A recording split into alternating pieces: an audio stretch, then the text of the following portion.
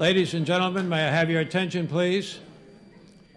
Good evening, distinguished guests, ladies and gentlemen. Welcome to the National Press Club for the Keynote Roundtable of the Miller Center of Public Affairs, Ronald Reagan Centennial Conference. I'm Jerry Baliles, Director of the Miller Center, which along with the Ronald Reagan Foundation is host of this special conference commemorating the 100th birthday of our 40th President.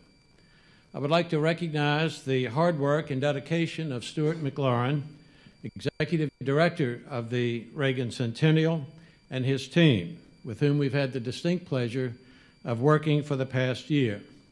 And as I said this morning, I also want to pay special tribute to John and Rosemary Galbraith, whose underwriting support has made this conference possible.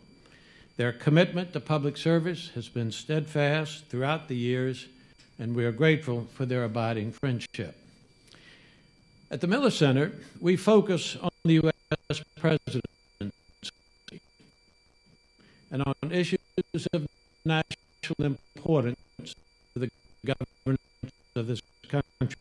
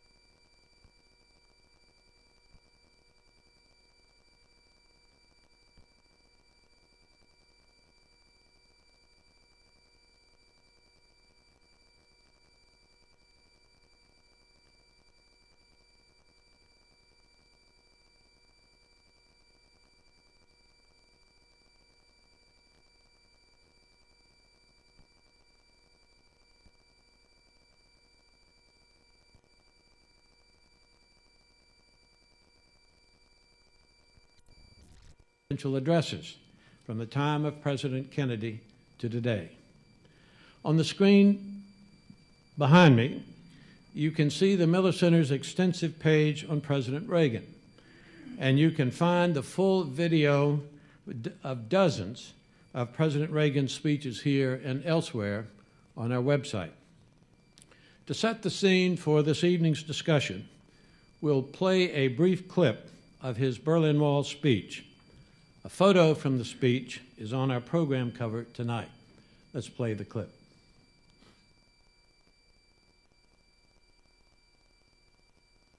Unmistakable, that would advance dramatically the cause of freedom and peace. General Secretary Gorbachev, if you seek peace, if you seek prosperity for the Soviet Union and Eastern Europe, if you seek liberalization, come here to this gate. Mr. Gorbachev, open this gate.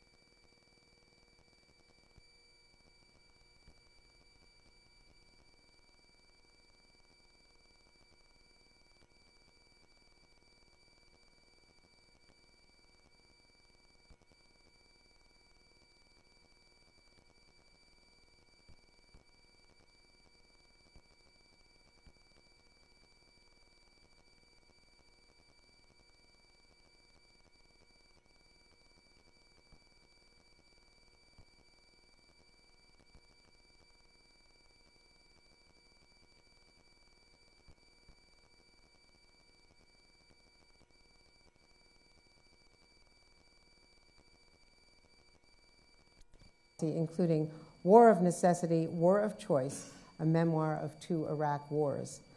John Negroponte, the Ambassador Negroponte, served in senior government positions abroad and in Washington between 1960 and 1997, again from 2001 to 2008.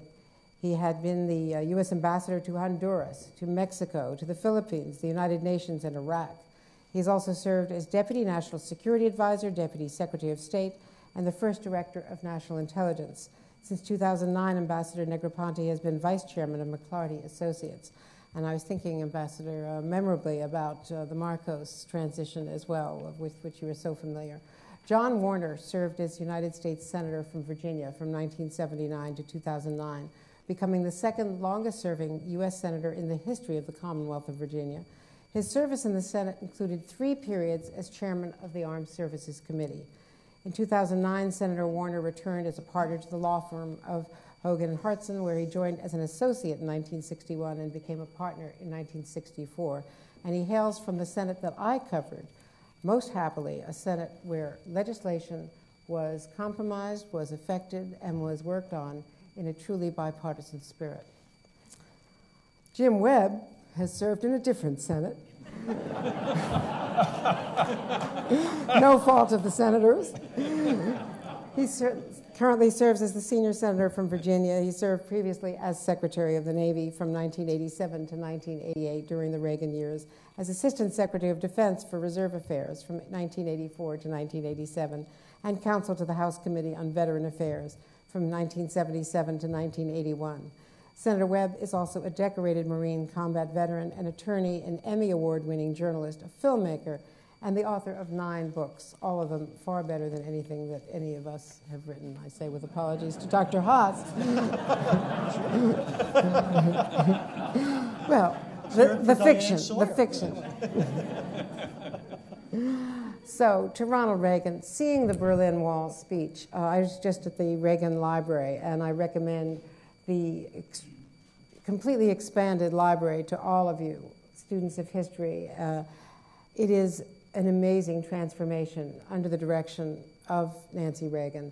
And in particular, the Berlin Wall and Reagan-Gorbachev rooms do bring back, so importantly, that time. I mean, I remember so clearly standing there at the Brandenburg Gate as a reporter and hearing those words. And as the speechwriter has now described it, and you see the actual text in the library, the president was driving to Brandenburg Gate, and the speechwriter, Peter Livingston, said to him, you know, the State Department is not going to be happy with these words because the State Department and the NSC kept tear down this wall, Mr. Gorbachev.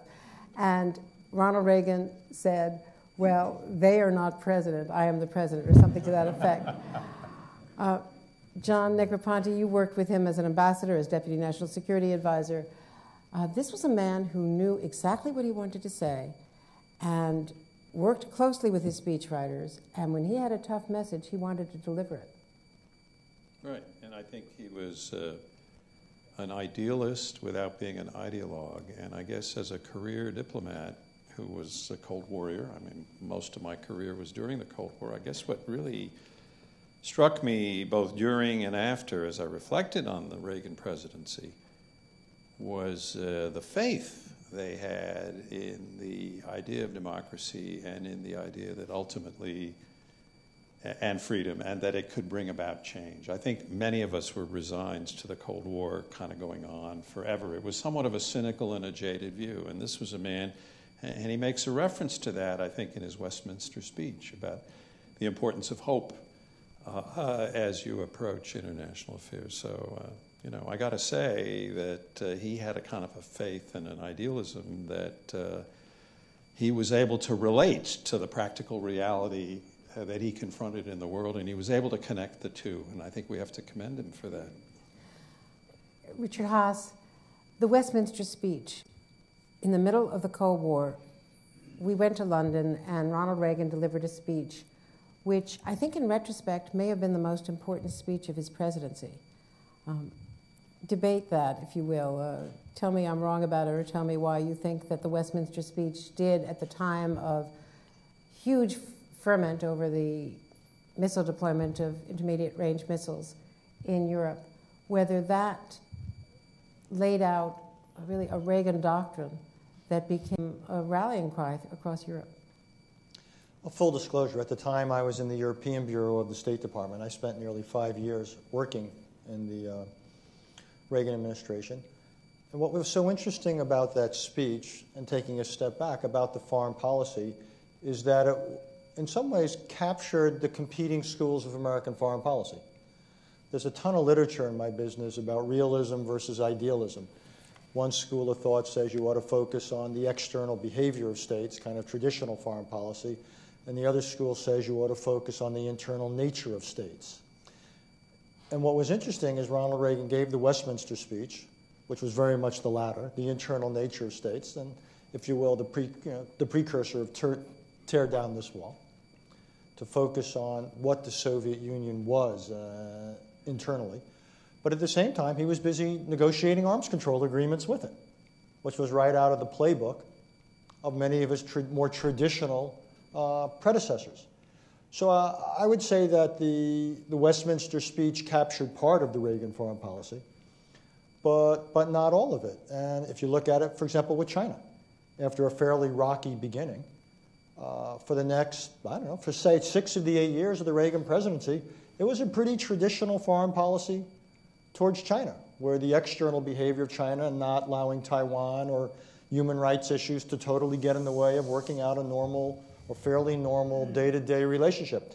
So what was interesting to me is more than any other president perhaps before or since, he captured both elements that have essentially been fighting it out in American foreign policy really since Woodrow Wilson's day.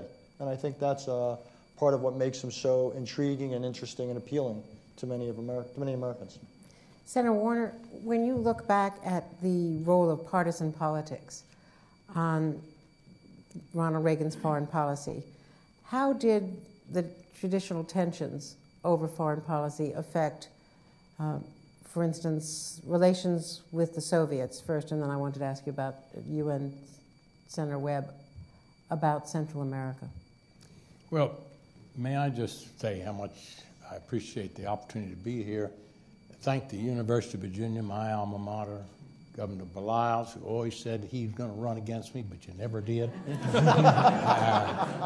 And a lovely wife. And this is a real privilege for me to be here with Andrea. I've known Andrea. We've been good friends for a long time. And I'd like to say whatever I can contribute tonight about Reagan, I do so with a deep sense of humility. I got to know him in a number of ways, and I'll address them subject to time and then answer your question. But he had a great sense of humor. He loved to laugh. There was a group that I was part of it once or twice to go down to the White House, just the boys having a good time. And it's serious. Well, I say good time. I mean, you ask what bridged the gap of bipartisanship? Mm-hmm. It's having a beer with Tip O'Neill. I mean, seriously. And he used to call up the Democrats, and he just looked at national security completely in a bipartisan context. Now, these two distinguished scholars talked about the speeches, and they were famous speeches. But you've got to lay a foundation before you can get up and say, tear down this wall, or make other dramatic comments. And he laid that foundation very skillfully, very thoroughly and meticulously, by rebuilding America's defenses. They had lapsed. I was on the Armed Services Committee in those days.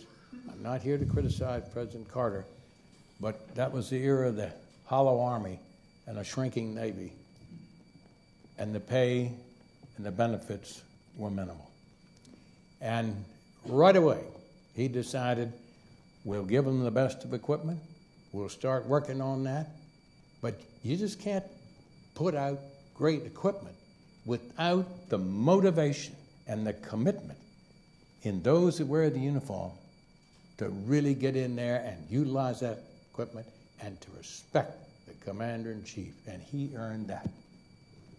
Senator Webb, from your perspective, Secretary of the Navy, involved in the defense buildup, how much did the defense buildup contribute to what he was able to accomplish in foreign policy later on?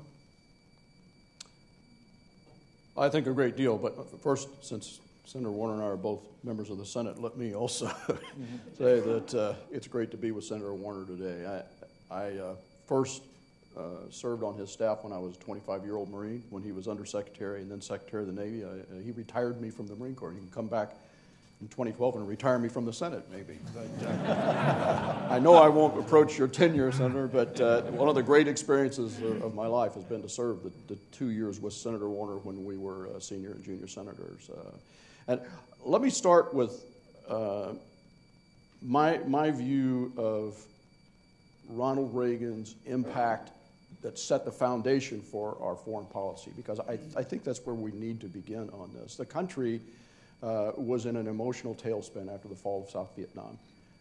There were people who were saying at the end of the Carter administration that no one person could actually handle the presidency anymore. And I remember when I was a committee counsel on the House side when Ronald Reagan made a speech at the Veterans of Foreign Wars, 1980, and he said Vietnam was a noble cause.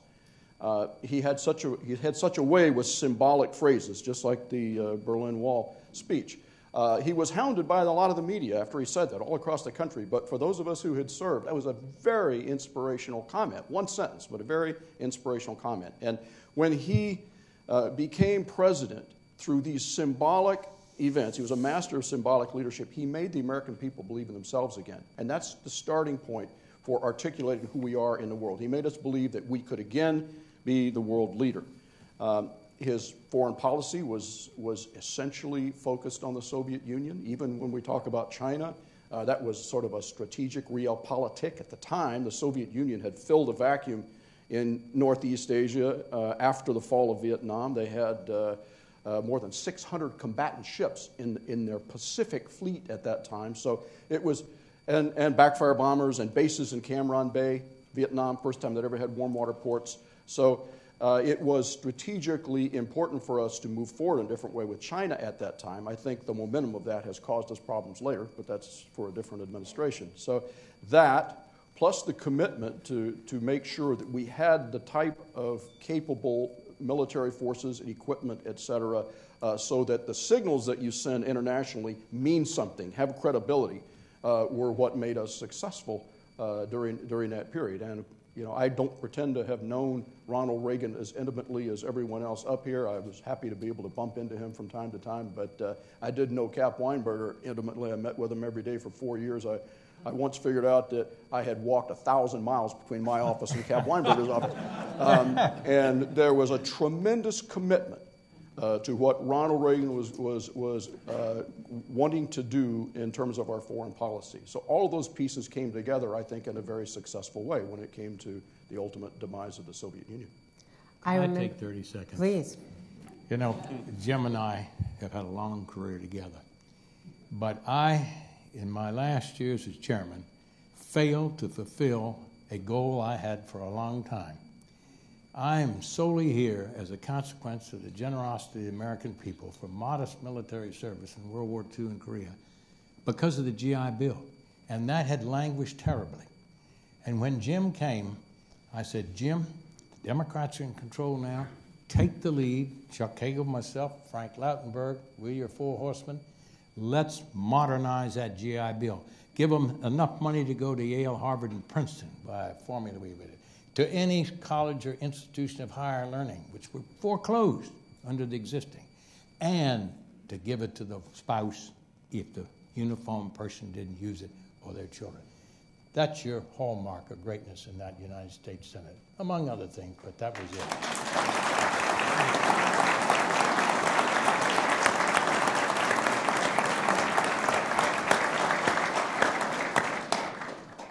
Before I let that drop, Senator, can you tell us your decision to leave the Senate, which has left so many of your admirers feeling a bit bereft?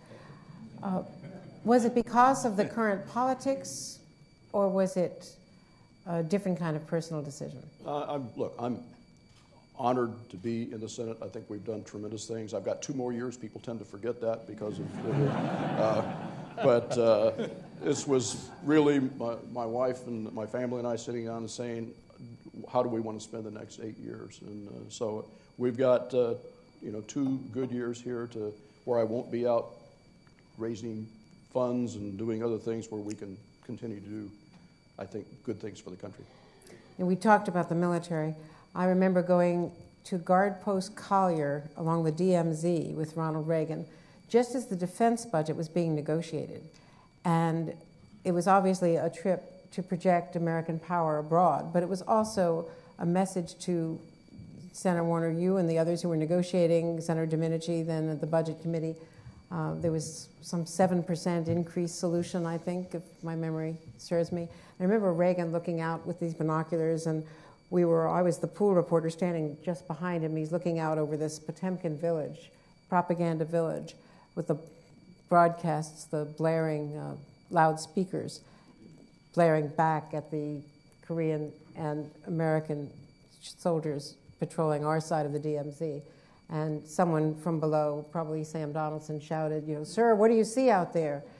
And he looks out and he says, "Well, it looks like a Hollywood back lot, only less important." Good. A little humor's good. But that was the way, even in very important foreign trips, he always projected that Reagan personality. But how important was that as you were negotiating the defense budget?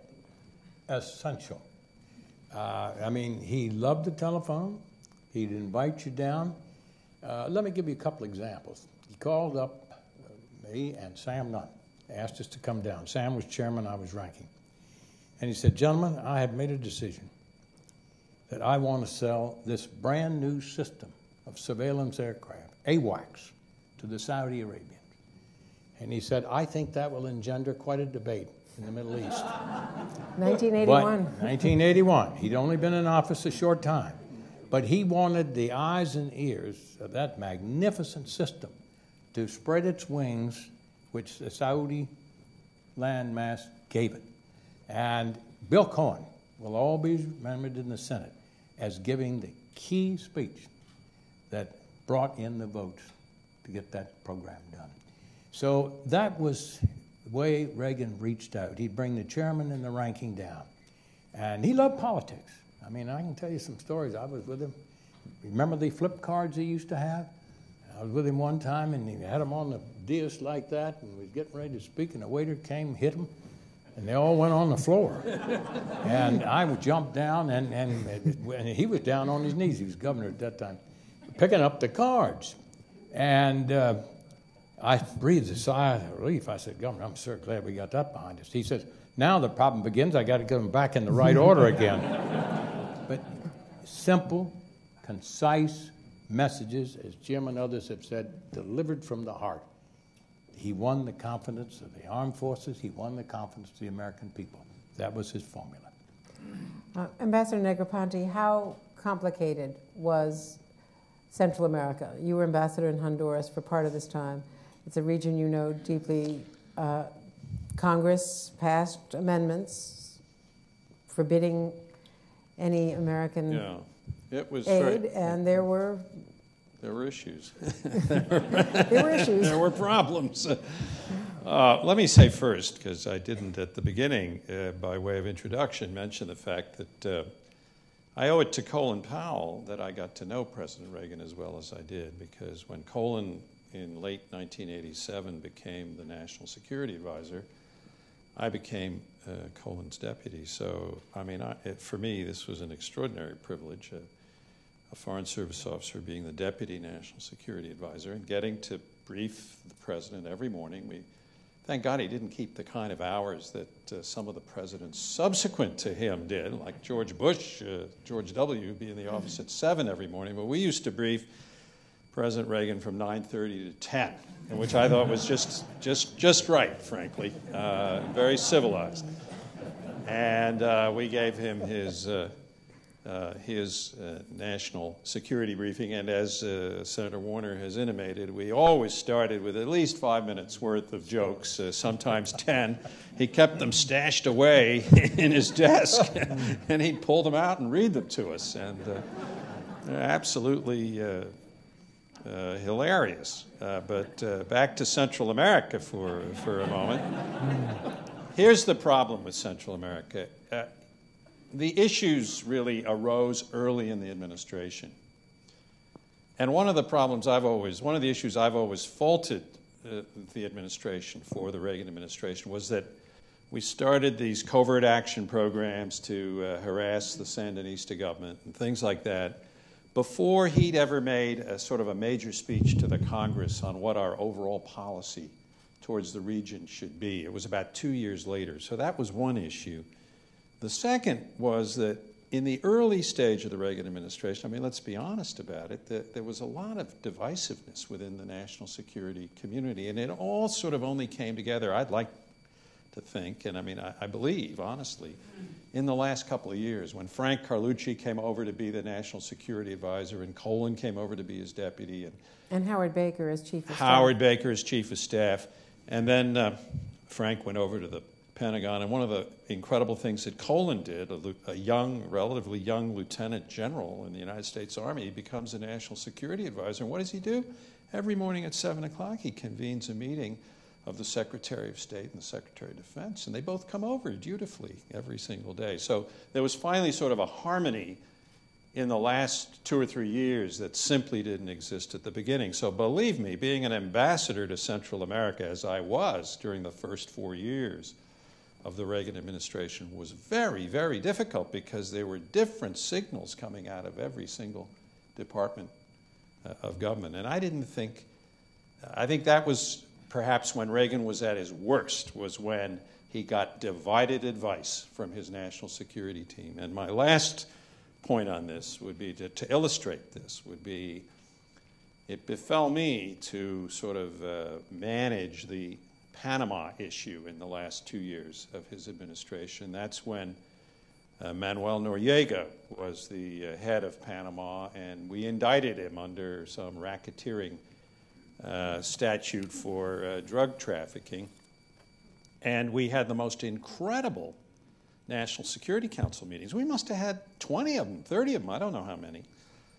And George Shultz wanted to send in the Marines, plain and simple, just to get rid of the guy. And Frank Carlucci and Bill Crow, Admiral Crow, the chairman of the JCS, said, no, we can't do that. We haven't exhausted our diplomatic options. I thought it was a fascinating irony that we had the Pentagon arguing for diplomacy and the State Department arguing for the use of military force. And poor President Reagan was like this. And the result was that we couldn't really decide what to do.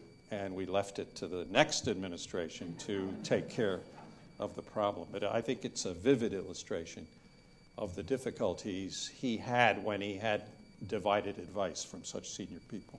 Well, in fact, in the first term, he had, by everyone's acknowledgement, and certainly my recollection, a brilliant chief of staff in Jim Baker.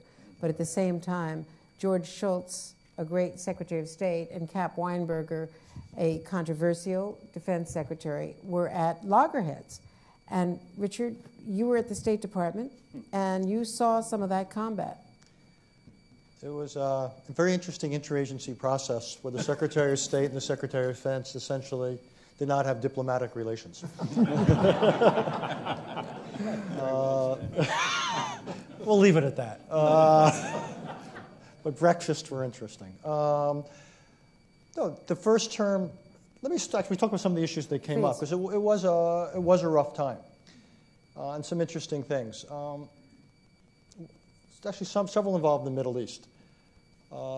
Early on in the administration, remember, the United States got heavily involved in Lebanon, and there was civil war there, and wars between Israel and Lebanon. The United States got involved in escorting the PLO out and so forth, then went back into Beirut, very unclear mission, and then you had the tragedy of the bombing at the Marine barracks, where more than 240 young Americans lost their lives.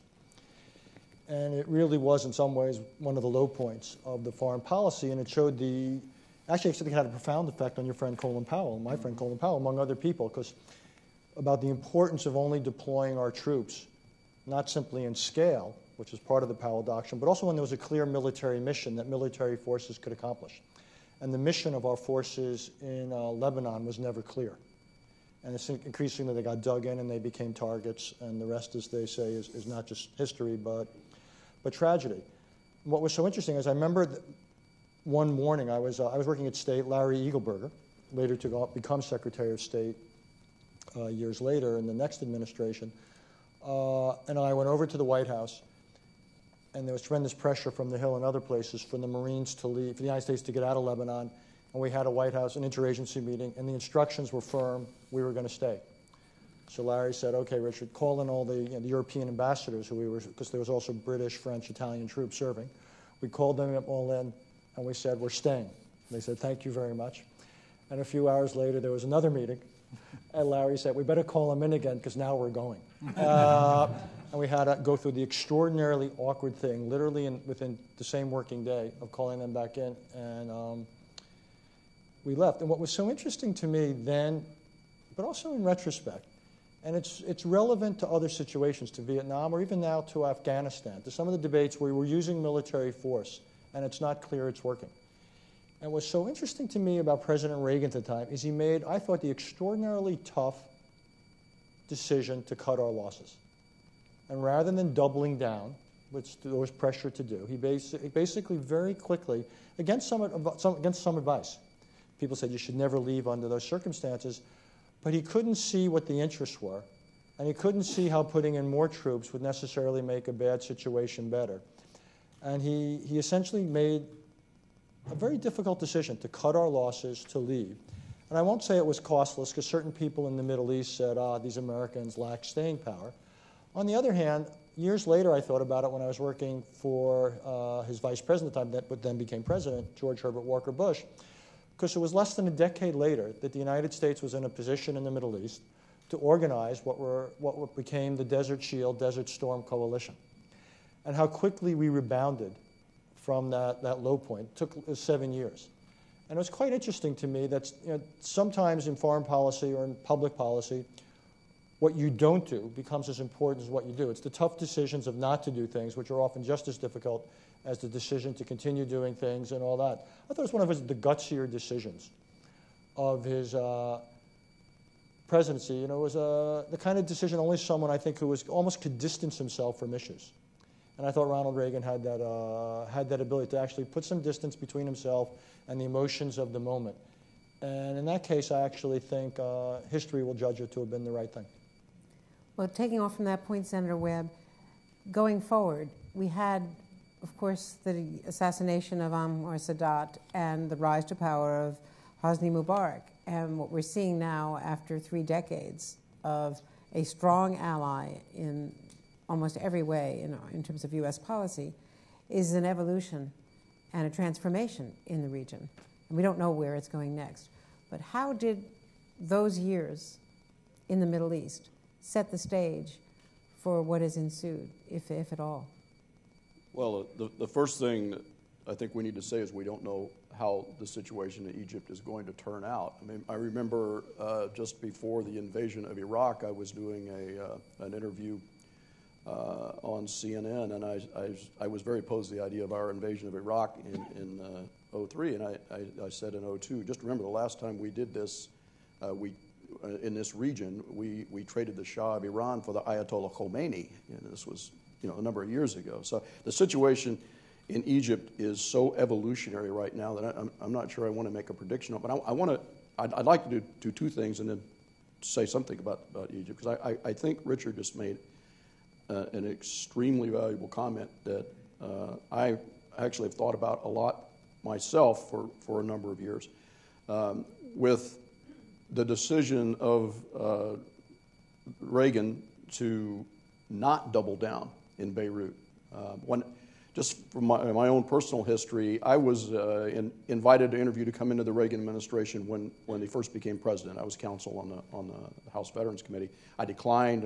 Most of my life has been as a writer. I did journalism, and then I was in Beirut. I did a stint in Beirut for McNeil Lear, covering the Marines, and I left right before the bombing, and had an incredible impact on me. That's how I finally called up John Harrington, by the way, who was chief of White House personnel, and said, I'm ready to put my oar in the water and, come in and try to do something. But that was a key moment. And I think that whatever the combination of intellects and experience in the Reagan administration were and how it affected the president, I see him and those people as clearly pointing out where the American interests internationally really were.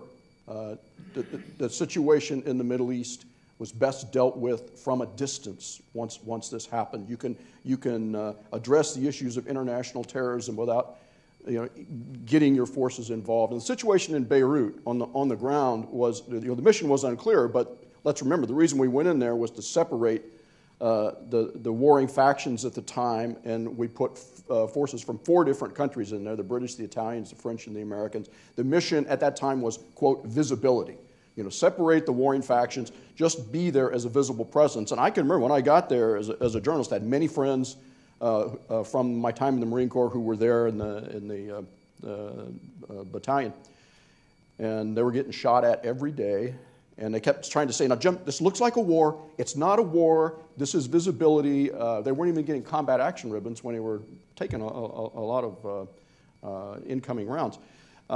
But when that building blew up, there was such a temptation, I think, for people to want to double down, to go in and take some sort of retaliation and to increase the presence. When we'd been there in 1958, there were 10,000 Americans in Beirut. We had 1,200 when this building blew up in 1983. So there was that temptation, and I think it was a very wise decision to say, we can fight the issues of international terrorism. You can take care of the hornets without sitting on the hornet's nest, number one. Number two, the focus on the Soviet Union and also keeping Asia as principal in our long-term strategic interest, at that time being the evolution of the relations with China, was very vital to how the Reagan administration saw our future, our economic future, and where we needed to be. And I quite frankly think that we've made a big mistake with all of the energy that we have put into the Iran-Afghanistan area with money, the expenditure of resources, and I can't bring myself to believe that this would have been a decision that President Reagan would have made. Now, with respect to Egypt, what I've said consistently over the past couple of weeks is there's only so much that we can do. We can say we want certain things to happen there, and there's only so much we can predict.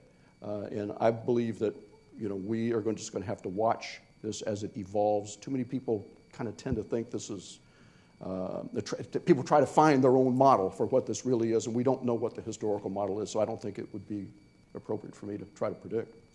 I think Ambassador... Can I pick up please. on that and just use my time a little bit? Whatever allocation you have, you're the boss. But that Marine barracks incident is emblazoned in my mind.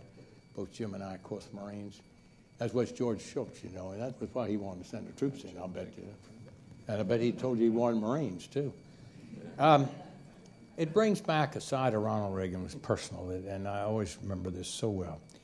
The barracks blown up. The president called John Tower. Tower was chairman of the Armed Services Committee. And he said to John, he said, I want you to get over there right away. Take Warner with you. Warner was a Sherpa for all these elder statesmen. And he'd been Secretary of the Navy. He can do the navigation to get you through. And I called down to Marine Corps Liaison Office, and there was a lieutenant colonel down there. I said, get up here promptly. We got a challenge. And Colonel Jim Jones came up, lieutenant colonel. And I said, here's the plan. We're out of here tonight, 3 hours from now. And we want to do the following. Straight into where the barracks were blown up. Then we want to visit Egypt, Israel, all of them, right in there. Assad, Syria. Jones said, aye, sir. And he put together that trip. And we flew over there. We got in there early in the morning. Smoke still coming up, stench of that bombing. And then we went, saw Mubarak, we saw the leadership in Israel, we went over and saw the King of Jordan, we saw Assad. Now that was something of a breakthrough because at that point nobody had seen him. And And then we saw the president of Lebanon. Then we came back home, and Reagan sent us on the plane a message. As soon as you land, I want to see you. And so the two of us, in ruffy old clothes, went in, and he sat down, and he said, you know, what we got to do is not overreact, show our strength. He would remain calm, and laid the policy of what this nation would do in response to that. The worst disaster to the Marine Corps since Iwo Jima in terms of loss of life. Then that was in October, the bombing of the Iraqs, and then Reagan called me up one day and he said, I hear we're going to have a memorial service at Camp Lejeune for the families of those who lost their lives. And he said, I want you to come on down with me. And I'd known him fairly well. Now, folks, I'm just doing this with great modesty, but he loved to ride horses. And he'd come over to my farm and he'd ride a horse in the Secret Service and everything. And he always saddled his own horse. He said, if I'm going to fall off, it's going to be my fault. But he told me a lot of stories out there. But anyway, so he sat down and we flew down there. And it was in November. I talked to Al Gray this morning to make sure I had these facts right. He was then the two-star general, commanded the Marine Division down there. It was pouring rain, wasn't it? Pouring cold rain. You were there? And you remember Nancy was there too.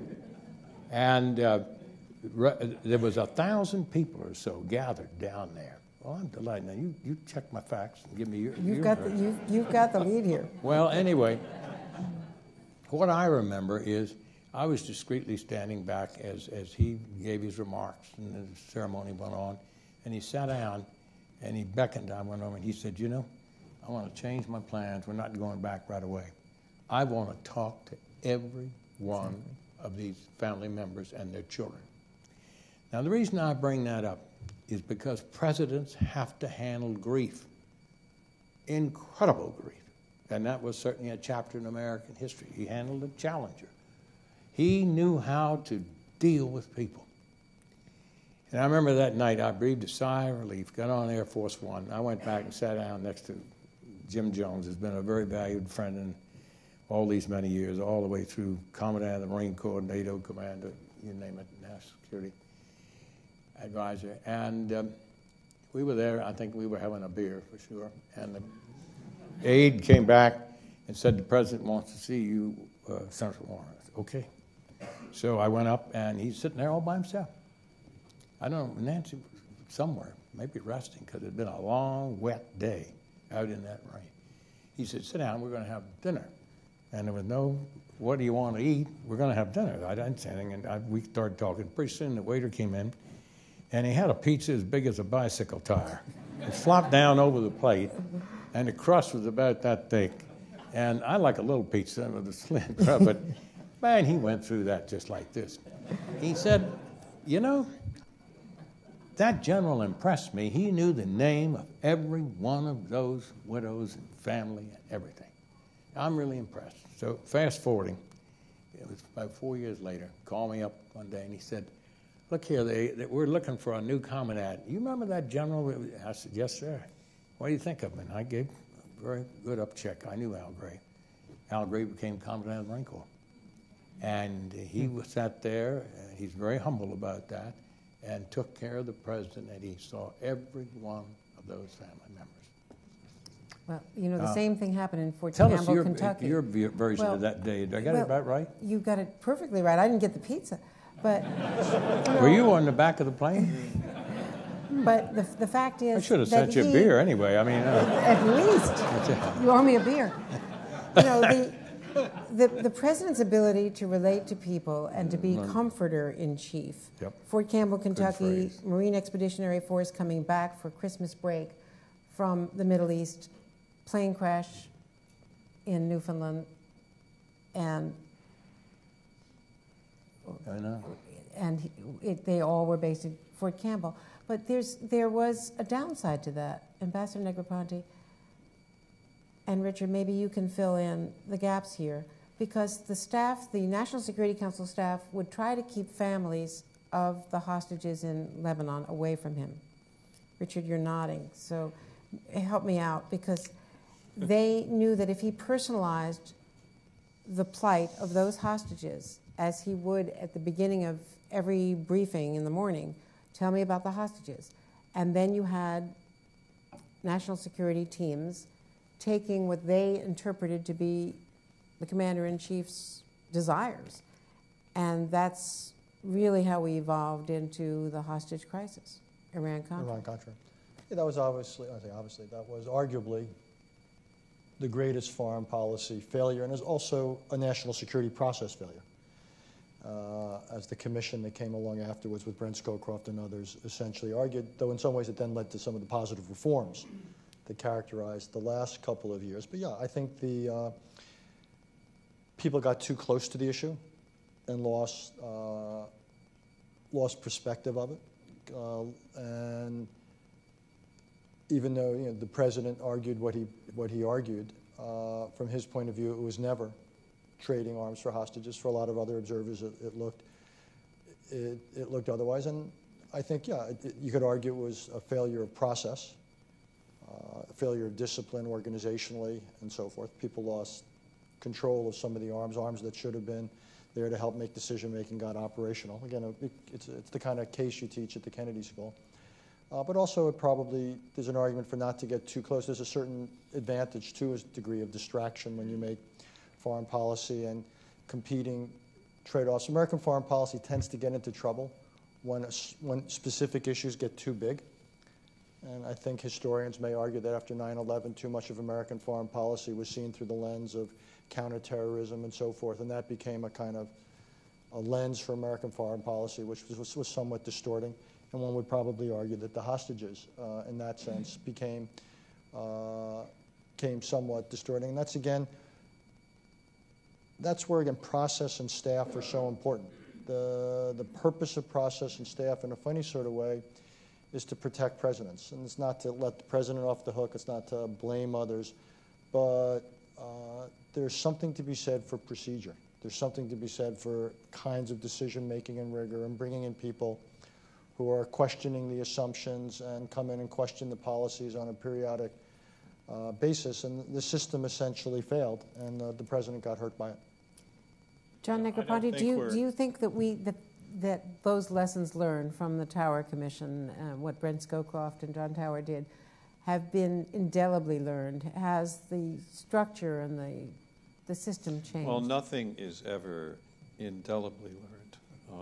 And not in Washington. And let's not forget that our president, and under our presidential system, has huge authority. I mean, he is the steward of our entire national security policy, our diplomacy, and he's commander-in-chief. And he can basically organize for that just about any way he wishes. And so that's why you'll see so many variants. They won't change drastically, but they will vary from administration to administration, from highly personalized to highly institutionalized. I mean, I would say maybe Dwight Eisenhower was the most sort of committee-oriented, if you will, of the recent presidents. And maybe Mr. Nixon did an awful lot, sort of, just with his yellow legal pad, and Henry Kissinger. I mean, that was kind of... So I think it varies from president to president. But I'd make another point about this, which is some of it is really the responsibility. You've got to choose those national security advisors and the people around you extremely carefully. And they've got to be able to distinguish between a president who's just thinking out loud. After all, presidents, you don't have to hang on absolutely every word they say when you're alone with them in the Oval Office. Sometimes they're just letting off steam or venting, and sometimes there's a bit of an art involved in discerning when it's really serious and when it's just expressing a frustration. But again, to Richard's point, process makes a difference, because you'll find out if you then throw it into a process. And last point, the British are much more systematic about this. They have the cabinet system of government, and any major decision of any kind is going to be vetted collectively through their cabinet, and I think that's a good thing. Senator Webb, I want to talk about the Cold War, the defense buildup, and whether, in retrospect, you feel that, was it the defense buildup and the Strategic Defense Initiative that you think led to the end of the Cold War, which wasn't on Reagan's watch, but all of the foundations for it certainly were. And what was there a downside in terms of military spending and the budget deficit? Well, I want to give you a fairly short answer to that, and then due to the round-robin nature here of the conversation, there's a couple points I'd like to make about some of the things that were raised. I've always believed that the great military victories are the ones that can be brought about at the least cost in terms of human life, and I think that the story of the Cold War and the fall of the Soviet Union was the result of a combination of the implements of national strategy, the economic policy, the continual pressure, and the credibility of your military posture. And as far as SDI goes, I'm not going to say SDI brought about the end of the Cold War, but I think that was a very important program to put in line. My dad was a pioneer in the missile program. He put in the first atlas for the United States Air Force as an Air Force officer, and his philosophy was always you can go all the way back to the Stone Age, the rock versus the stick, and technology has always trumped dominant weapon systems, and that's what SDI was all about. In terms of Ronald Reagan's leadership style, I'd like to. Well, first of all, I want to say, Senator Warner, Al Gray, I picked Al Gray. When I was Secretary of the Navy, there was blood on the floor. No, this is probably why he called you, because there was blood on the floor when the next commandant was coming up. There were 3 finalists, you may remember this, and there were a lot of divisions and people calling the White House. Vice President Bush had a candidate. And when I put Al Gray's name forward, Cap Weinberger called me and he said, there are so many bombs being thrown against all 3 of these guys. He said, I don't know who to pick. I'm going to go with you because you just became my secretary. So, President Reagan probably called you to vet Al Gray after the bloodbath that had been going on. He also had to get him confirmed. You know? But, well, yeah, and he did a tremendous job. And I'm very proud of what Al Gray did. Yeah. I am too. But in terms of leadership style, I've always said if you want to know the leader, look at the people right below the leader. You know, who do they bring in? And Ronald Reagan brought in lions, and they didn't always agree, as has been pointed out. George Shultz versus Cap Weinberger, and I have to say a word for Cap Weinberger because I haven't heard very many Cap stories tonight. But Cap Weinberger, I think, was the finest Secretary of Defense that we've had. He's very underrated because he was so loyal. And in fact, when I was on in a Democratic primary in 2006. As a Reagan appointee, going around to these meetings, half the people would say, God, I love what you're saying. Half the people were saying, how can a Reagan appointee be the Democratic nominee in Virginia? Cap Weinberger died. And I got home after a whole night on the road, and I sent an email to the Wall Street Journal, who he's a write for a lot, and I said, has anybody written an encomium to Cap Weinberger? And no one had. And I sat there at midnight that night and wrote, my tribute to what Cap Weinberger brought to our country. His battles with George Shultz were legendary. And I'll tell you, when I was Secretary of the Navy, I looked out the window one day and I saw that the Secretary of State's car had driven into the Pentagon, and the Secretary of State had gone down into the tank to get a briefing on our nuclear programs and had not told the Secretary of Defense. Oh. And I said, I don't think this is going to turn out very well. And it wasn't too long after that Cap Weinberger decided he was leaving as Secretary of Defense. So, that's interesting. But Cap Weinberger actually probably put out the first elements of what later became called the Powell Doctrine. Cap Weinberger made a very important speech laying out those principles well before they were enunciated, like when Colin Powell actually was his military head. Can I jump in there? Because I spent a lot of time talking with Colin. That's the one of the subjects we talked about almost endlessly when I was Deputy National Security Advisor. Under what circumstances would we send or recommend that American troops be sent into harm's way? And as you know how Colin felt about that. And I don't think Ronald Reagan would have sent American troops to Afghanistan or Iraq. And I remember hearing him talk about Central America and Latin America, and he always said, we don't want to send our own troops down there. okay? You can use proxies, you can support the local militaries, maybe even covert action. But he said if we send uniformed U.S. troops into Latin America, it's just going to be like back in the 1920s and 1930s, and they're going to say, there's the big northern gringo throwing his weight around again. And I think that informed a lot of his attitudes about what to do with U.S. force. I agree. And Weinberger made a very similar speech in 1984, I think it was. I think it was here. I'm pretty sure Weinberger's famous speech was at the National Press Club. 6 points of the use of power. Exactly. Two things about Reagan's management style.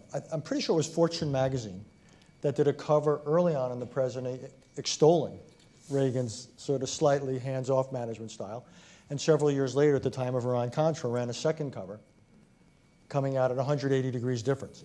And again, to me, it's yet another one of the 400 contradictions, if you will, about the presidency. And John worked on the NSC under Ronald Reagan, I didn't. But it seems to me it took 2 false starts before they hit it right. The first false start was an NSC that in some ways was, to use Jim's expression, it was too weak to tame the lions. And you had the lions representing the various departments, and the NSC simply wasn't strong enough to fulfill the function of providing the president the kind of choices he needed, and then to make sure the system actually, shockingly enough, implemented the decisions that were made. And instead, as George Shultz once said, things never get decided in this town. And I think that was the problem with the initial Reagan NSC. And then the second was it became too operational, which was the Iran-Contra thing. And it sorted its job too much doing stuff rather than, again, overseeing stuff. And it wasn't until those 2 false starts that you basically got it right. And I think the latter part of the Reagan administration with Colin, Carlucci, and people like that in the job basically got it right. And it came closest to what I believe is arguably the model NSC, which is the NSC under Brent Scowcroft. But it took 2 swings at the bat before they essentially got right. And one other part of those years in foreign policy was personal diplomacy. And you've talked, Senator Warner, about the personality and the way he was affecting relationships with the Hill. And there's a lesson there for this president and other presidents who have followed him in terms of dealing with opposition parties. But personal diplomacy, the relationship with Gorbachev, years afterwards, I asked Gorbachev, why did you think that you could sit down with this cold warrior who had talked about the evil empire, and we were talking about the first Geneva summit, and he said, I liked him. Yeah. And so he had Gorbachev as an adversary, but also a partner eventually in arms control. And the other great figure in, I think, Reagan's world was Margaret Thatcher. So maybe I could prompt you to talk about those relationships, all of you. Remember Reykjavik. There was an important treaty job, right? Mm-hmm. And he stood up to him. I don't know what his advisors were telling him. I'm very fascinated with the conflicting advice, I think. I expect so, but there he stood like as Stonewall Jackson, and I can get to a little story on that if I got time. And Reagan, he stood like a stone wall. But Gorbachev, like most of the Soviets then, admired strength.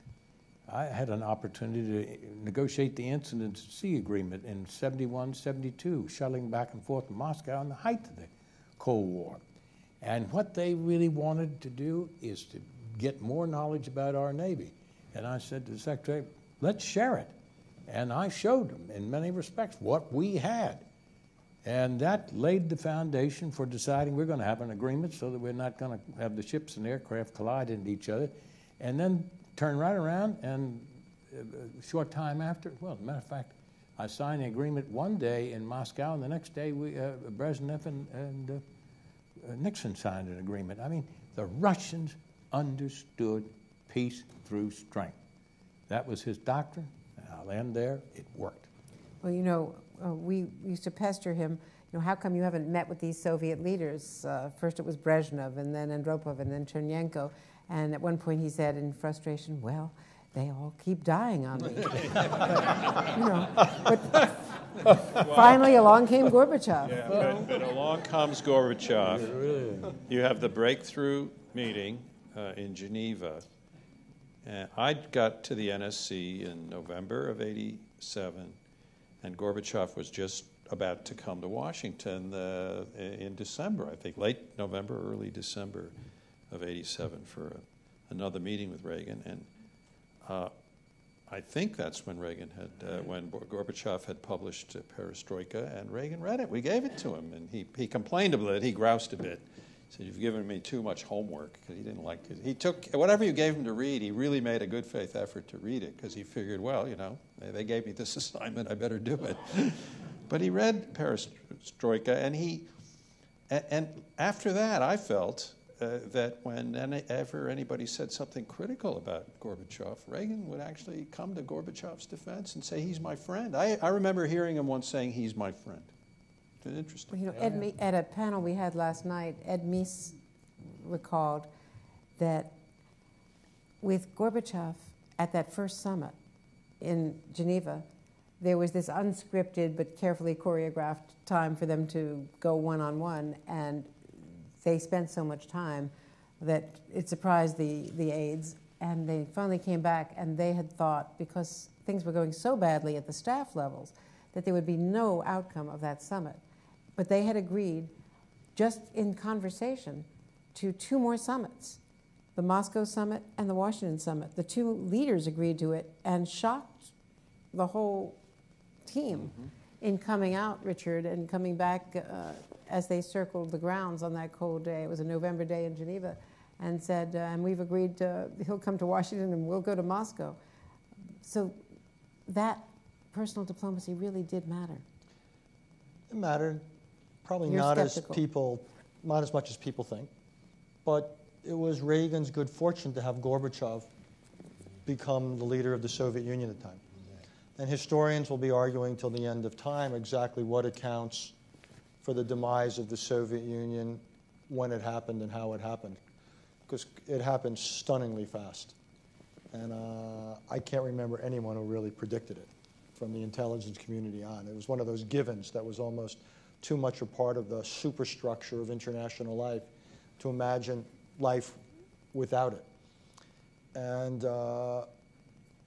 Gorbachev, perhaps made mistakes. The idea that he put political perestroika out there so much allowed all this opening without the economic reforms in place. Afghanistan was a tremendous mistake that helped bleed the Soviet empire. The symbolism, if you will, of SDI, and perhaps just more than anything else, the weight of Soviet failure. But what was so interesting about Gorbachev is he was willing to put things in play and essentially set loose forces that ultimately he couldn't control. What was so interesting, if it had been a more conventional Soviet leader, my hunch is history would have moved certainly at a slower pace. But as a result, though, both he and Reagan, which were, to some extent, it's a word we haven't used here in this panel, they were each radicals. I mean, Gorbachev clearly represented a radical strain in Soviet history. He was nothing like, when you think about most of his predecessors, he was so different, not just in style, but more important, obviously, in substance. But Reagan was a radical, too. And Senator Warner mentioned Reykjavik. It wasn't simply that he stood there to defend SDI, but his willingness to go to 0 nukes. Scared the hell out of people who worked for him. The idea that he was willing to question or just move beyond so many of the givens that people like me, I'm basically a paid-up member of the foreign policy establishment. So is John, in some ways, maybe a little bit less, Jim. Senator Warner, yes, but that makes 3 of us. And but he was willing to do things that were truly radical, and more than almost any president I can think of before or since. And it was an extraordinary historical moment that his counterpart in his own political context was another radical. And I think that's why so much history happened within a very short space of time. And essentially Reagan, as a result, even though the wall things didn't happen finally until his successors watched. But Ronald Reagan was the last Cold War president. He was the last president under whom American foreign policy was essentially defined by the U.S.-Soviet relationship and by Cold War. For George Herbert Walker Bush, interestingly enough, the first great crisis of his presidency was something that already effectively was a post-Cold War crisis, which was the Iraqi invasion of Kuwait. The kind of thing that never could have happened if the Soviets were still controlling their client states. It was a fundamentally different world. So Reagan was the last Cold War president, in part because of him, part because of the failures of the Soviet Union, but also in part because of his counterpart. We are living through a period now, a crisis, and a lot of debate about whether the United States is on the right side of history regarding Egypt and the balance between our perceived security needs and what's happening in the streets.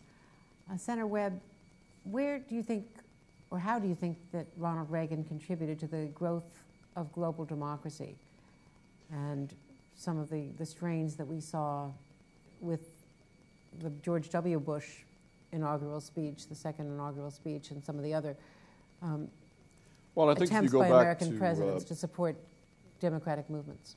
If you go back to something I was saying earlier and kind of add on to what Richard just said, he started by helping Americans to believe in themselves again and to be able to communicate the greatness of this country to the rest of the world. You can't underestimate that. When I was listening to what Richard just said, he was extremely good at symbolic leadership. Whether it was talk about the situation, Senator Warner talked about the situation down at Camp Lejeune, but I remember when he gave a speech at the Air Force Academy graduation right after he came in, and he insisted on shaking the hand of every graduate. That hadn't been done before. They'd do the top 10%. When I graduated from the Naval Academy, I did the top 10%, and I just shuffled everybody else out their diplomas. And he said, I may have to send one of these people to their desk someday. The least I can do is shake their hand. That went through the military like a lightning bolt. And the same sort of thing. If you are talking about the goodness of your own system, you've got an external negotiation going on. And then you have the information systems to get this into closed societies. I remember 1996, working as a screenwriter, I sat down for more than a week with Marcus Wolf, who was the great East German spy master. We were working on a film project about his life, and I interviewed him for, I think, 9 days about he had come into East Germany when he was a young man, like 22, 23 years old. He had run all of their counter-spy operations and infiltrations and this sort of thing. And I asked him when he knew that the communist system was not going to work. He said 1953.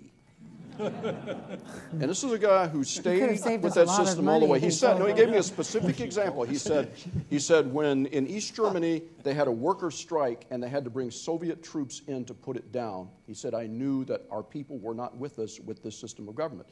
But you have to hold up the better alternative. And Reagan was very good at that. This is who we are. This is what our system is. We don't have to, to come in and knock your door down to prove what our system is. And, that, I think, is what we need to keep doing around the world today.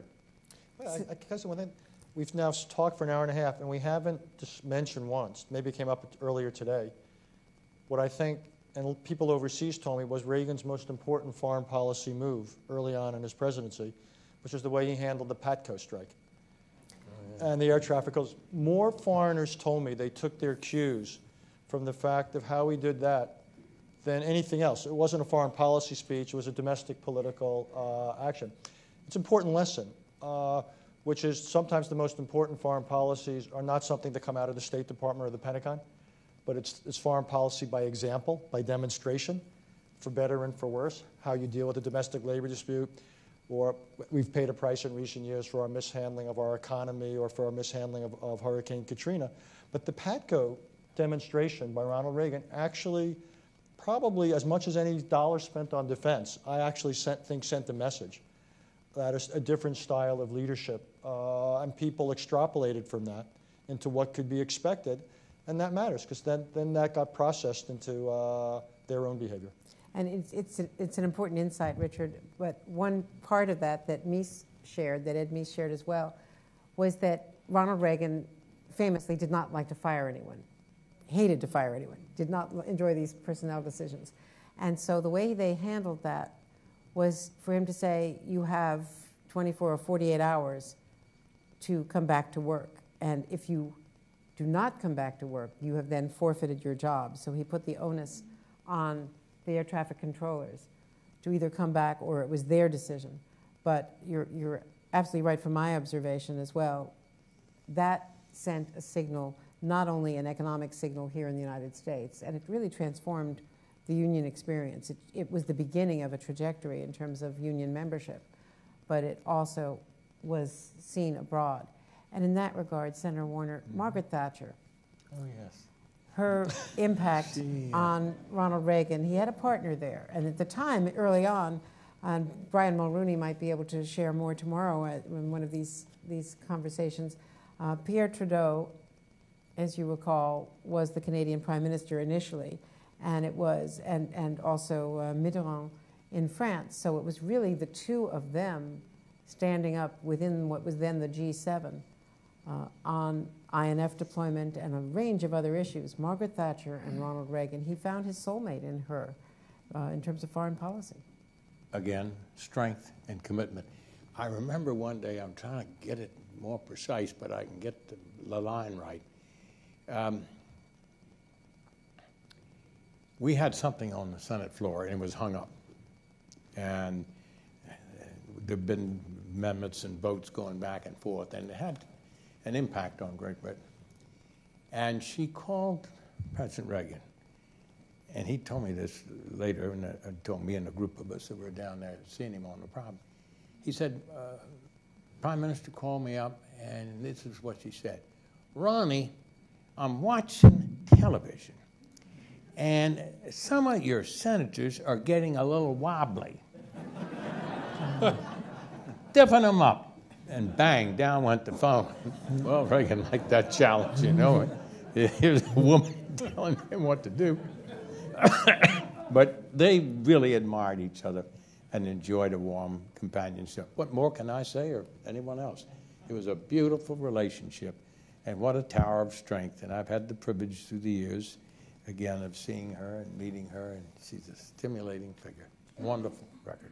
Apropos of Canada, and since Brian Mulroney will be here tomorrow, it was either early January, it was right after New Year's, either of 88 or 89, I forget which, when President Reagan signed the U.S.-Canada Free Trade Agreement with Mulroney, and it was done by video teleconference. I mean, he was going to be in the Oval Office or the Roosevelt Room, and Mulroney was going to be up in Ottawa. And Colin and I went in, and we were talking about the order of the day for the president. We said, well, Mr. President, today you're going to be signing this agreement by video teleconference with Mulroney. And then we embarked onto our talking points about why the free trade agreement with Canada was a good idea. And he cut us off, and he said, you don't have to tell me about free trade. I remember the Smoot-Hawley tariff. That ended that conversation. But it's a good example of how his life experience, I mean, you know, there's some virtues to having a 70-year-old man become president of the United States, and he can recollect a lot of what the country's been through in recent times, and this was one illustration of that. You know, Senator Webb, a lot of people also believe that, for better or for worse, that his experiences in Hollywood influenced the way he viewed war, Central America. John Negroponte, you're laughing, but there were moments when... Well, because he talked once about acting opposite Barbara Stanwyck, and there was a German officer who said, "Haben Sie eine Streichholz? Do you have a match?" And Reagan's, and he said, that's about the only thing I can say in a foreign language except to sing the Marseillaise, which he had learned at high school. But he really saw things cinematically. As someone who's written fiction, he looked through a lens, and he saw tableau. He saw the importance. Once, I think David Brinkley asked him about being an actor and how could you be president, and he said, I don't know how you could do this job if you hadn't been an actor. He understood those aspects of leadership. I was putting 25 bills a year through the House floor when he was running, and the comment at the time was, every one of them is an actor. He's just a professional actor. But when I look at, I don't pretend to know Ronald Reagan deeply, but when I look at the value of his experiences in Hollywood, I actually look back to his participation in the Screen Actors Guild and the fact that he was the president of this union, and I think he learned he would have learned a great deal about negotiating and taking care of workers' rights and that practical side, which I think probably really helped him as an executive when he was governor. Let's not forget he was a two-term governor of the most complicated state in America, and he did a magnificent job. That's where I first learned of Reagan and his leadership. I do think that cemented his anti-communism, his feeling that the Union had in fact had been infiltrated. I mean, it was controversial, obviously, during the McCarthy years, but he felt very strongly about the communist influence, and that did affect a lot of the policies as he viewed them after that. You wanted to... Well, just an acting story. This won't contribute to anybody's erudite analysis of anything. That's okay. But it shows the man that he was. We were out riding a horse on a hot August day. I remember the flies were all over us, and the Secret Service guys couldn't maintain the horses and the flies. And we rode up on a tall hill in back of the place I had, and you could see down the valley of Virginia probably 10 or 12 miles. And he sat there recounting Stonewall Jackson and all the things, and he knew the battles and how that Civil War shifted up and down that valley. And he said, you know, I always have this memory. When World War II broke out, he was a second lieutenant in the California National Guard in a cavalry outfit. Now, mind you, America still had cavalry when the war broke out. As a matter of fact, Patton was right over here in charge of the cavalry. Anyway, get to the story. He said, I'll never forget this. I went down Pearl Harbor Day and said, there's Second Lieutenant Reagan, I want to get into this thing. So he went back home, and finally they sent him a set of orders, and he looked at them, and sure enough, they ordered him to an old cavalry post way out somewhere in the West. And he got his kit together and reported. And in those days in the Army, when because of the covered wagon history and the Indian Wars and everything, when a young officer reported to the post, the commanding officer would host them to give them a good meal and a drink. And so there were 4 or 5 lieutenants and some other officers. So they're having a party. And Reagan was excited about it, and he arrived at the party, you know, and he made his manners to his host and shook his hand, and then he went over and got a stiff drink. And he said, I needed it because I looked at that guy, and I said, I saw his eye flick on me. And sure enough, this little sawed-off colonel who had been in World War I in the cavalry type thing came over and says, Reagan, where have I met you before? And the president said, Lieutenant Reagan said, sir, we've never met. Oh, he said, oh, that's interesting. So he went buzzing around. Pretty soon the guy came back over. Now look here, Reagan. I never forget a face. What do you do? Reagan says, I make movies.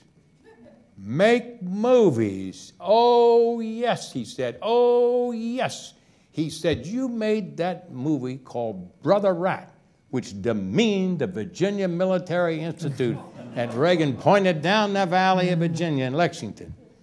And the colonel said, young man, I will not forgive you for doing that movie. You're transferred off this base tomorrow morning. Goodbye. And he was out. Took him off the base. Gosh, he loved the stories. It's the kind of stories. He always liked the stories to kind of knock himself a little bit, you know. It worked for him. Oh, it worked. Ambassador Negroponte, you were UN ambassador. What effect did he have on international institutions such as the United Nations? Well, I'm trying to remember what, let's see, we had Gene Kirkpatrick as our ambassador there, and then after Gene, I can't recall, was it Tom Pickering who took, or was it Ed Perkins? I just can't recall. Look, we had some successful negotiations. I worked at the time at one part of my time with Reagan as Assistant Secretary for Oceans, Environment, and Science. And we achieved this UN protocol for the protection of the stratospheric ozone layer, which banned these chlorofluorocarbons that harm the ozone layer. And it's the it's the last really successful agreement to control the emission of greenhouse gases. And we got that through the Reagan administration, and the president supported it. So while, maybe some people might caricaturize him as not having been that interested in some of these institutions, I felt that we got strong support for these kinds of international arrangements when we needed them. Richard Haass, what about global economic issues? Can you think of his impact, Reaganomics, Sure. Well, and on the way the world sees us as a superpower? I recall during those years there was a great envy of Japan, conflict with Japan over trade, but at the same time, international negotiations. Well, the strongest economic reality of the administration, as seen abroad, was job creation. The United States, created some 20 million jobs during those 8 years. And it was based upon a certain model, a certain philosophy, which everyone watching and listening is aware of, about reduced regulation, reduced taxes, and so forth. And yes, it increased deficits and the rest, but you can argue over the net, but I think it was largely positive. And however big the deficits were then, they sure look small now.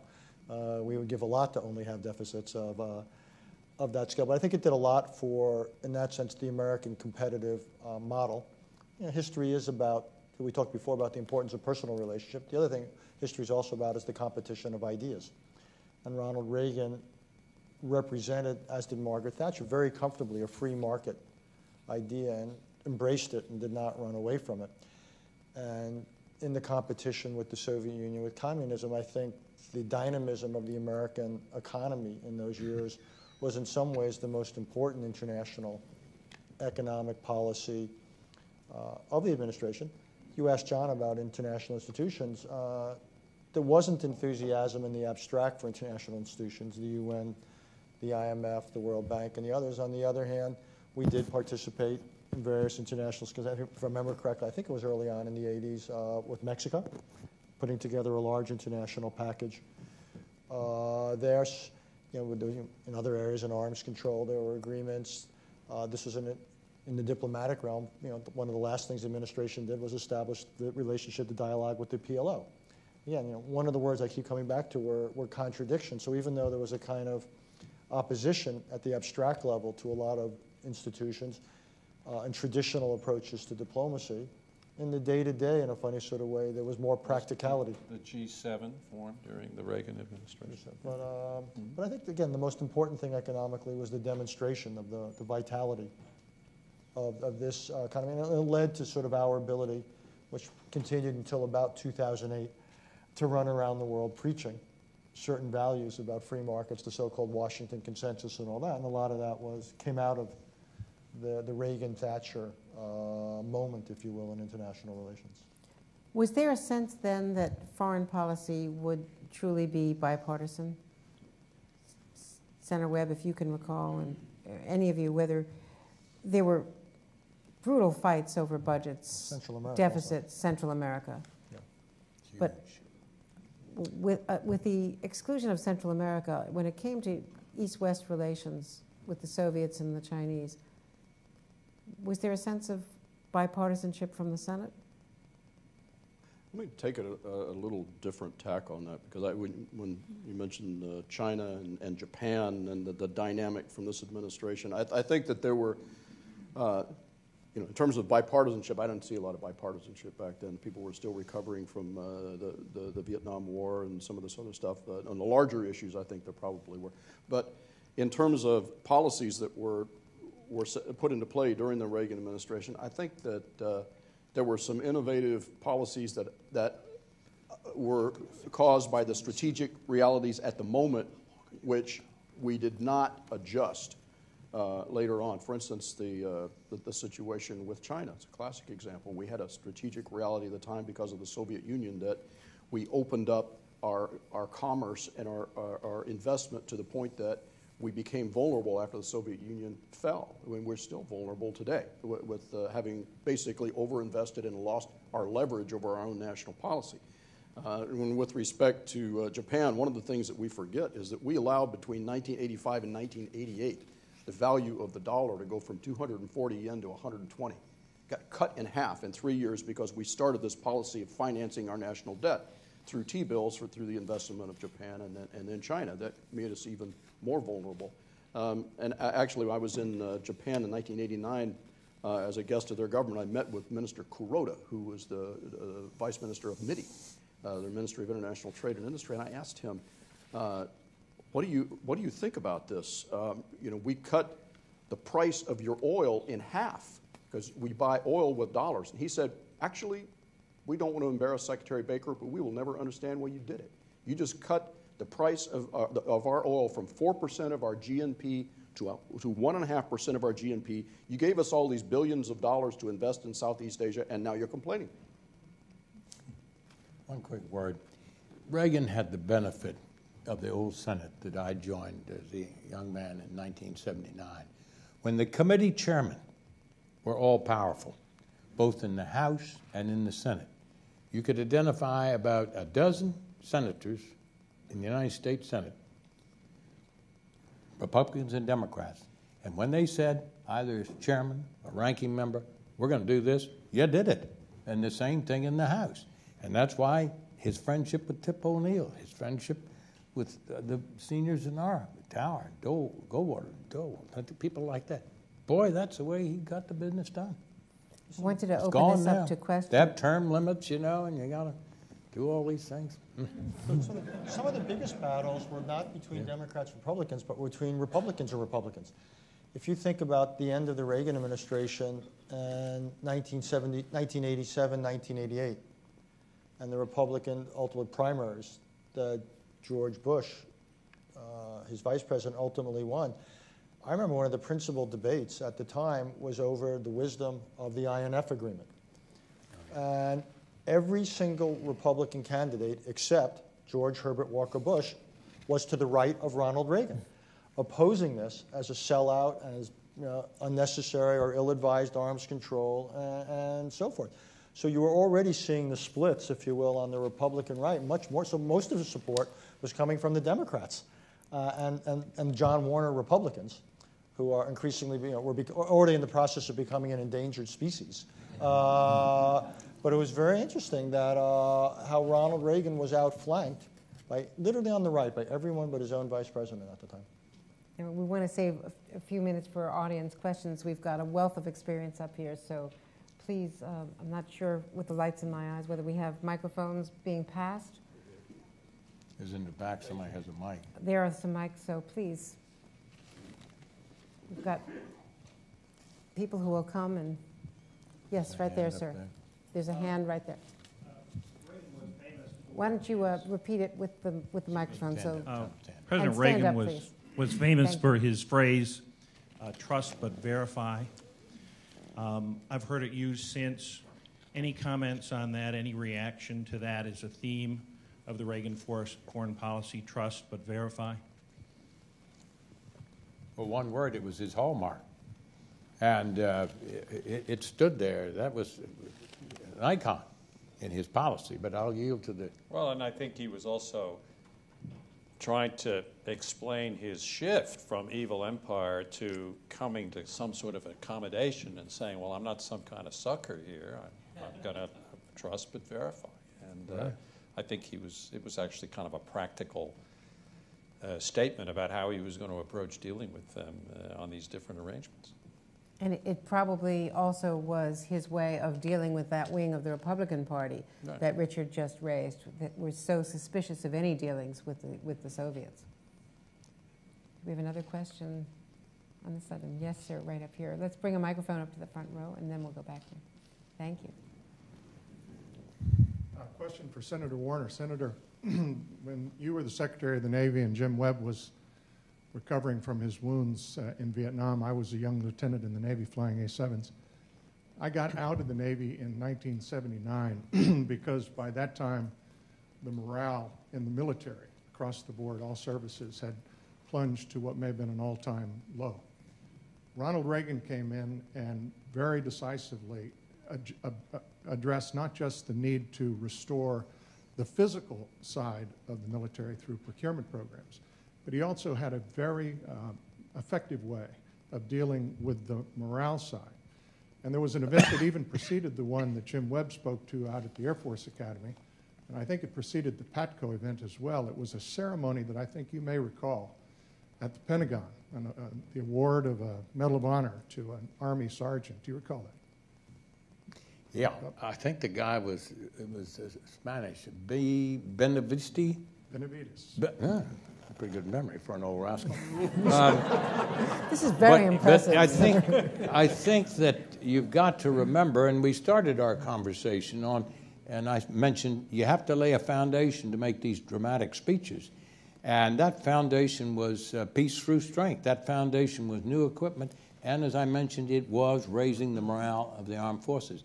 The interesting thing about that, when the Medal of Honor is still sacred, be it Republicans or Democrat president, it starts usually with the unit commander who witnessed, or others in his unit witnessed, bravery which they intuitively know was beyond the call. And my recollection is that he had been wounded. It was partially evacuated, and then he heard some people were trapped. He got back on a helo and flew in with only a Bowie knife or something and a medical kit, and fought these people, and clearly it was extraordinary heroism.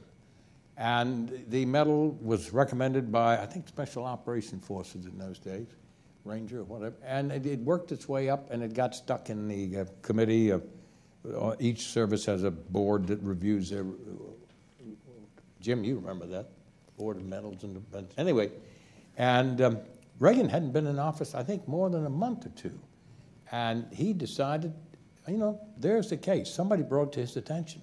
I think this man should receive it. So unlike, and I'm not being critical, but most presidents have a very fine East Room ceremony, family, probably. Reagan just got in his car and drove over to the Pentagon. And right there in that courtyard you've been in 1,000 times, in that back, he presented the medal to this fellow, is my recollection.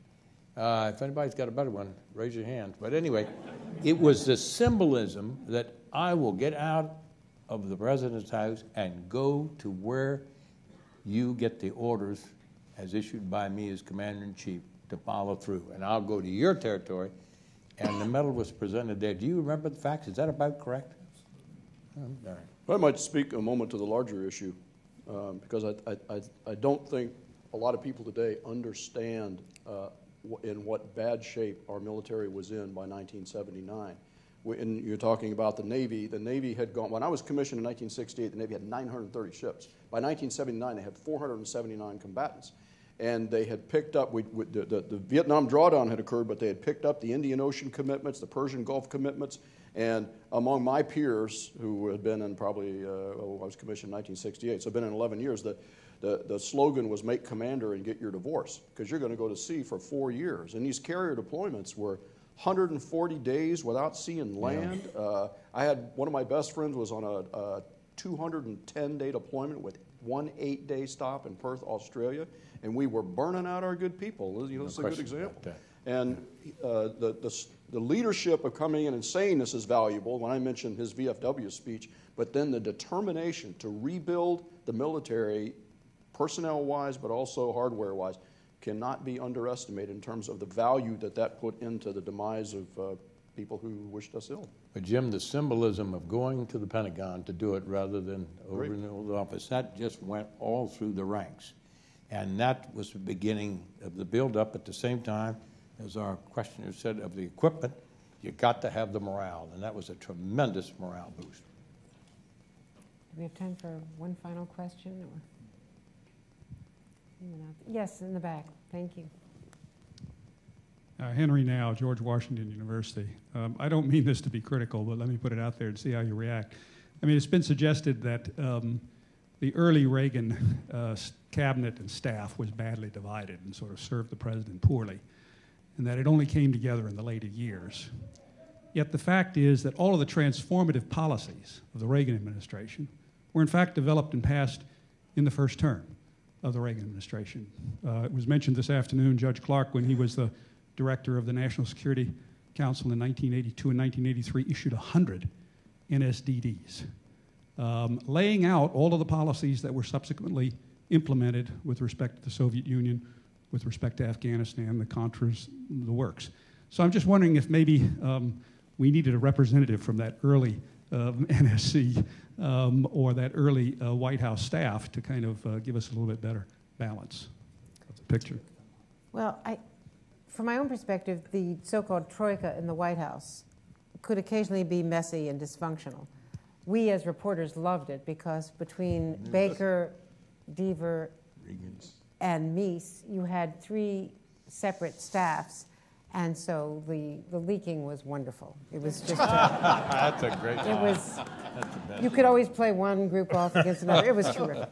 But aside from that, I think that the National Security Council staff and the evolution of Ronald Reagan from the Eureka College speech and his imprint on arms control, Richard, if you can carry this out, there was feuding between the Pentagon and the State Department, which we had sort of front row seats here, Richard did, but it was really Ronald Reagan's vision with a very important assist from Nancy Reagan on the relationship with the Soviet Union that went well beyond anything that his original national security team ever envisioned. Absolutely. The first couple of years, actually, were not, I think, going in a good direction in national security.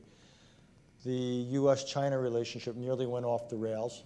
By 1982, it recovered with the communique, but the first year to the United States was flirting with things with Taiwan, with arms sales of a certain degree that I believe would have had catastrophic geopolitical consequences, in part, and it would have weakened our stance vis-a-vis the Soviet Union. The administration was flirting with not implementing the 2-track decision in Europe, the arms control deployment decision, which would have caused a crisis, I believe, in our relation with the Allies. There wasn't a willingness in many ways to engage the Soviet Union in certain practical areas that ultimately became the arms control talks. I think the administration needed to settle down. That's not atypical. In my experience, a lot of administrations the first year or two need to get certain things to vent and to get certain things out of their system, and then usually around the midterm elections or so begin to adopt a more traditional course. And this was, I think, no exception. A person whose name hasn't been mentioned who deserves some credit, I actually think, was Al Haig. In the first year and a half, he represented the traditional school of American foreign policy, even though he had some excesses on some of the Latin America stuff and perhaps even in the Middle East. But in areas of Europe and Asia, Al Haig was by far the leading traditionalist. And he was the person who would go into the NSC meetings and into the Oval Office and basically say, we don't really want to do this, Mr. President, because of NATO's importance, and if we do this, we're going to cause a crisis with the Allies, or if we do this with China, it's going to cause a crisis with them, and it's going to weaken us with the Soviet Union. So he represented a certain, I think, useful tendency or school of thought. And again, I do think that the real accomplishments, the things came to fruition, were largely, maybe some you could argue were begun in the beginning, the military buildup and all that.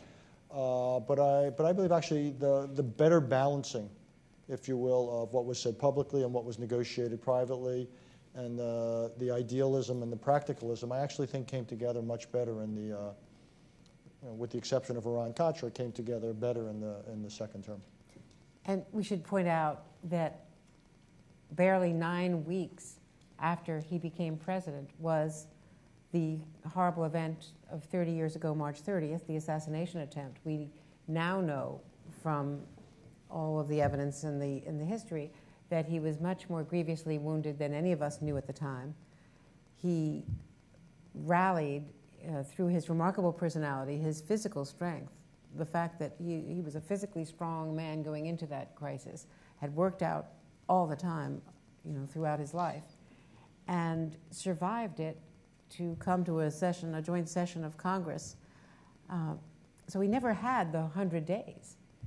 He almost died, and it affected Mrs. Reagan and the way she became much more engaged in his scheduling and much more fearful of his trips and departures.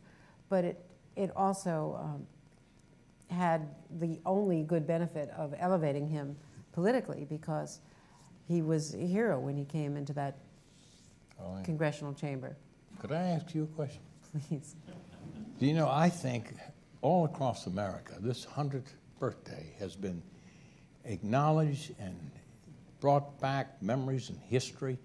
I really think it's a great chapter in journalism. I'd be interested in your professional judgment.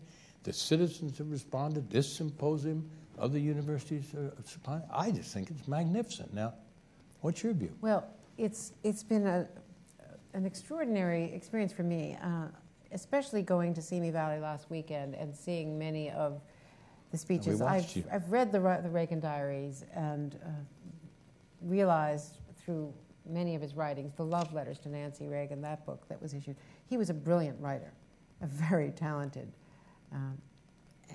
wonderful writer. But the fact that beginning with the outpouring of emotion and tribute to him during his funeral commemoration, I think that was the beginning of an evolution of realizing Reagan's impact. And this is not to airbrush the legacy. And we can talk about economic policies and foreign policies and other, ups and downs along the way. But I think he is being perceived now as historians settle in and look back at the achievements. Mm-hmm. And so as a journalist, it is remarkable for me to be able to look back at it. Because when he came to Washington, there was a conventional mindset about this Westerner who had no experience, the cowboy and all the rest. And we saw in the 1980 campaign how he really was always underestimated. And I think that in the long look at history, in that rearview mirror, it's been a fascinating experience. And I'm still learning more every day about it. Good for you. Thank you. So with great thanks to the Miller Center and the Reagan Foundation and Senator Webb, Dr. Richard Haass, and Ambassador John Negroponte and Senator John Warner, I can't think of a better group to remember and think more deeply about the events of those years. And thanks to Governor Baliles for bringing us together. Well, we thank you. Good job. Your memory.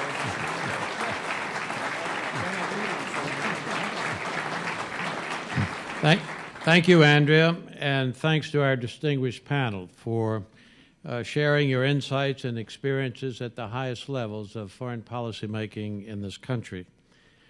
Ladies and gentlemen, tomorrow's schedule begins with two panels, Reagan and the Rise of Global Capitalism, Reagan and International Institutions, concluding with a luncheon address by the Right Reverend Brian Mulroney, former Prime Minister of Canada, whose name has been mentioned tonight. I'd like to, for closing remarks, to introduce Gene Fife, who's chairman of the Miller Center's Governing Council.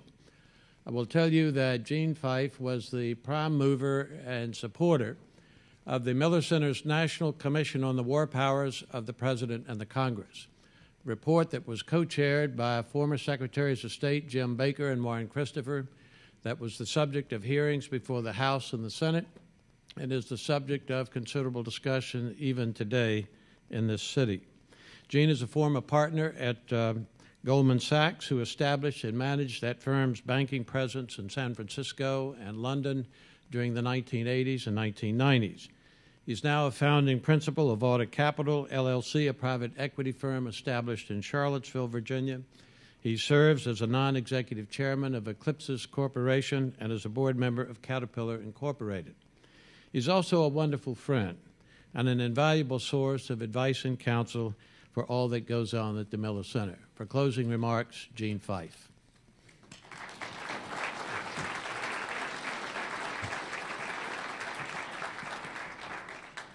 Thank you very much, Jerry, and thanks to all of you for taking time out of your very busy schedules. I know tonight will close and tomorrow will close, and you'll go back into your busy routines, as will these fine panelists right here. But for a brief moment, we've been able to capture the human face of Ronald Reagan to a degree that probably would be impossible for most of us to have been able to do without these people devoting their time to this. Today we've had some very fine scholars, some of the very best in the whole country, talking about various aspects of the Reagan tenure during office, different policies, different things that happened. But tonight, we've been able to listen to the human face of the man who enjoyed the office, and we as citizens benefited from that. The Miller Center tries very hard. It prides itself in the academic scholarship of studying presidents, a number of presidents. And we have some of them. In fact, it's a treasure trove of information that exists right there in Charlottesville over a multitude of these presidents. The oral history is a good example of it, and the human face to many of the studies, academic studies that we do, and it adds an added depth to the interpretation of the motivations, the actual results, and the implications of many of the policy initiatives that these presidents have taken. But tonight, it's a special opportunity for us to not only listen, but to hopefully learn and project into the contemporary issues of today some of the lessons that we have learned from this particular president, the good, the bad, the ugly, but to examine it, learn from it, and participate in the debate, because that's what we as citizens are responsible for. And I think the Miller Center plays a great role in doing that. And again, I thank all of you for coming here, for participating, listening, and being involved. And a special thanks to each of you for being here tonight. Thank you very much. Good night, everybody.